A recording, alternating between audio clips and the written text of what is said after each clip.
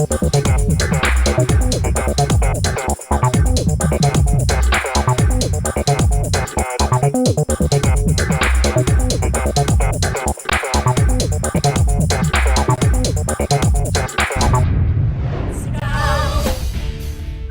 po sa ating mga manonood, kailangan niyo pong katibayan ang inyong mga anak at mga kabataan dahil sa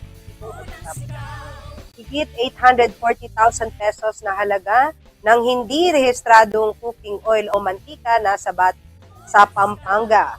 Nagbabala ang PNP-CIDG sa publiko na iwasan ang pagbili ng hindi rehistradong cooking oil na walang pahintulot ng FDA. Kasunod ito ng isinagawang search warrant ng mga otoridad sa Barangay Sindalan, San Fernando City, Pampanga.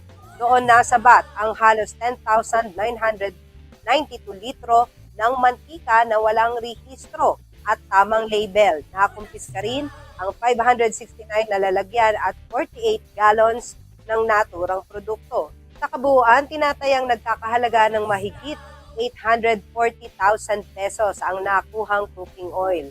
Samantala, inaresto ang 52 anyos na may-ari ng trading shop sa naturang operasyon. Ayon sa CIDG, wala itong license to operate at certificate of product registration mula sa FDA. Dahil dito, muling hinikayat ng CIDG ang publiko na bumili lamang ng mga produktong rehistrado sa FDA.